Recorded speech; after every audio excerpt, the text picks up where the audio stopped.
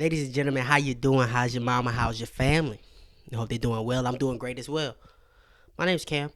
It's time for me to give my quick picks, predictions, breakdowns, and most confident dogs for UFC 308 in Abu Dhabi. Max Holloway versus Ilia Topuria.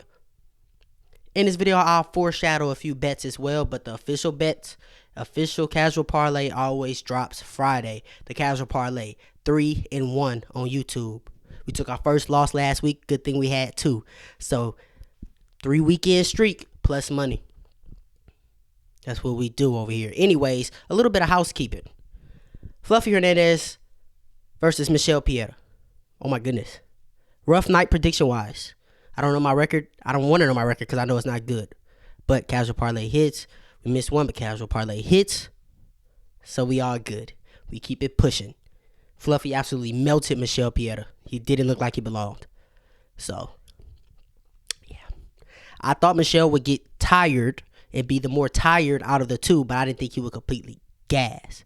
And yes, I know that's what Fluffy does to people. He melts people, he breaks people, but I thought I had more faith in Michelle Pieta. I thought he'd be more physical since he's bigger and stronger, but yeah. Yeah. Okay, so in this video, we're going to start from the main event, work our way down the card. As we work our way down the card, predictions get a little bit more vague because you guys click off of videos because I tend to ramble like I'm doing right now. So in the main event, we have Max Holloway versus Ilia Topuria for the featherweight title. I've already went deep into the X's and O's of this fight. I felt like that fight needed a good casual cam rant. So I gave it one. It was maybe like 10 minutes. Video will be in the link in the description or it'll be right there. I urge you to check that out and come on back. But sadly, I'm picking Ilia Topuria by decision. I really want Max to win, but I just don't see a fight script where he comes out on top. I feel like Max can win if Ilia comes out there and only looks for the KO. If he comes out there strictly searching for the KO, I think Max can outland him, outpoint him to a decision. But I feel like this fight's going to be much similar to Max and Dustin Poirier too. Eerily similar. Dustin wasn't actively searching for the finish. He hurt Max Holloway bad in that fight, but he wasn't actively searching for the finish, looking for the KO shot. He just let the shots come to him and just hit and tagged Max whenever he was there to get hit. Countered well, placed shots well. You know, I don't want Ilia, well, I do want Ilia to come out here and waste his energy, but the strategy shouldn't be to come out here and waste your energy looking for that finish. No, just get in the pocket, trust your instincts, trust your reflexes, pull. When Max throws his jab, slip it, throw the counter over the top. A shot Dustin Poirier landed over and over and over again. Check hook should be live in this fight. I think this fight takes place in the pocket, and I think that's where Ilia Topuria wins the fight. Moving on to the co-main event, we got Robert Whitaker versus Khamzat Chimaev. Another fight that I felt needed a casual cam rant. So I did it. I'll put that video in the description as well. That one may have been like 7 minutes. Or you can click right here. The way my confident dogs work is I don't just talk about dogs, right? Any dog that wins. No. The lowest confidence that I can have on a dog for me to talk about him and call him a confident dog is 60%. And even that's not high. But it's from 60% to 100%. So I'm picking Robert Whitaker 60% confident. I picked Whitaker. I'm changing my pick. Fuck! Changing my pick. I am. Changing the pick. Ooh, that's toothpaste, y'all. I'm sorry. Ain't no shame in my game. We family. Hold on. That's toothpaste, y'all. Shit, what I gotta be shamed for? But look, though. I'm picking Khamzat Chimaev. Rewatched the Usman fight like 2-3 times. Second round was close. Third round I give to Usman. I give the second round to Usman, but second round was close.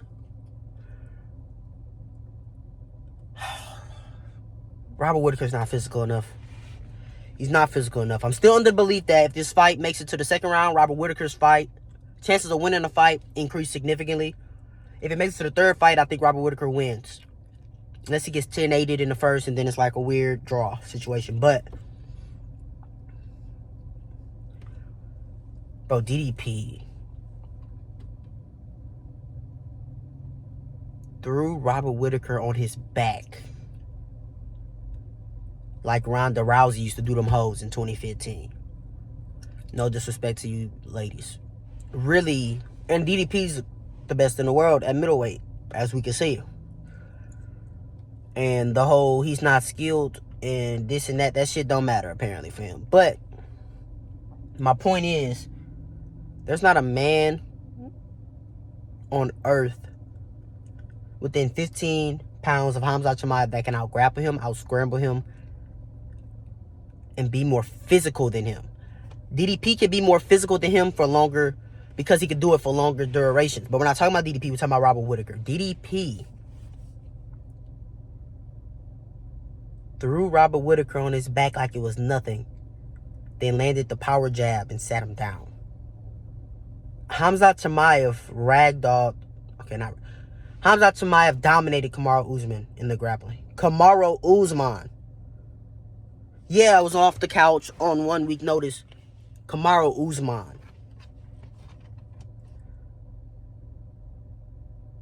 I didn't think there was a man. Bro, when that fight was announced, I didn't think there was a man on the planet in Kamaru Usman's weight class or the weight class above it. Shit, I was even debating 205 that could out-grapple and dominate Kamaru Usman on the ground. And then Khamzat Chimaev made it look easy. Khamzat Chimaev's out here wrestling with Olympians and winning. I think Khamzat Chimaev's going to be able to take down Robert Whittaker whenever he wants. And unlike Usman, when he was getting his base and protecting the neck, I think Robert Whittaker's going to try to scramble. And that's a bad idea. I think the Darce choke is live here. But Robert Whittaker also said he's going to bring the fight to Khamzat Chimaev from the opening bell. I think a power jab's live here. I want Whittaker to win so bad, and this shit hurts to say. I love Robert Whittaker, and I'm not a fan of Khamzat Chimaev, so this is just even harder, but too physical.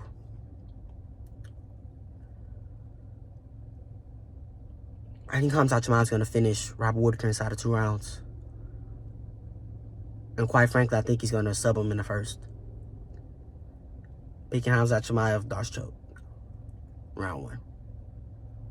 Similar to Kevin Holland. That sucks to say, bro.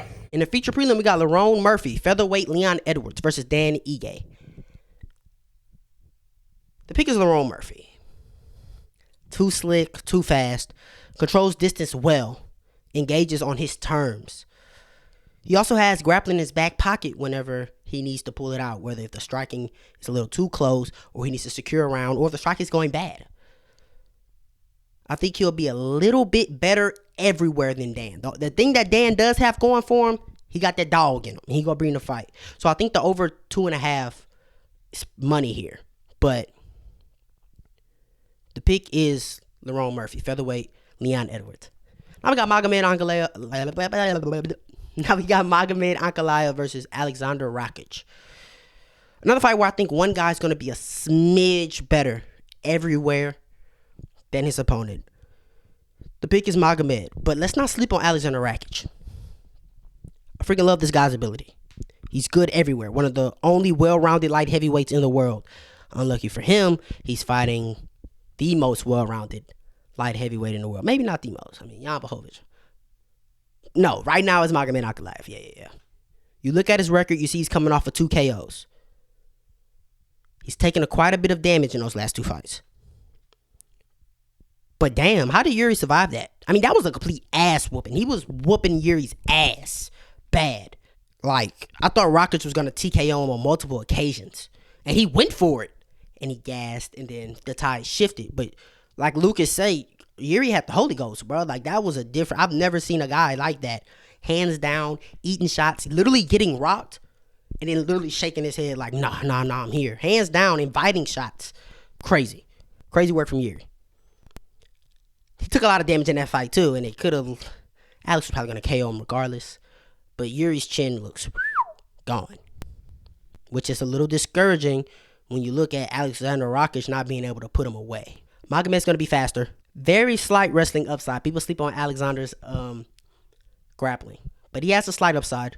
And he's going to have the better ability to move in and out of range dictate where the fight's going, engage on his terms.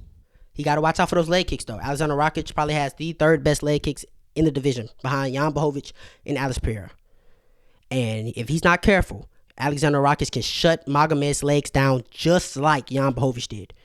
And when you shut his legs down, I mean, that kind of makes him, that takes away his game because he wants to be fast. He wants to be light on the feet. So he has to watch out for the leg kicks. Rakic has a real chance to win this fight, I feel, but it's a must-win for Magomed Ankalaev, so I'm picking Magomed Ankalaev. I think Magomed wins, and I think the fight goes to distance as well. Now we have Shara Bullet Magomedov versus Armen Petrosyan. I'm going to pick Shara.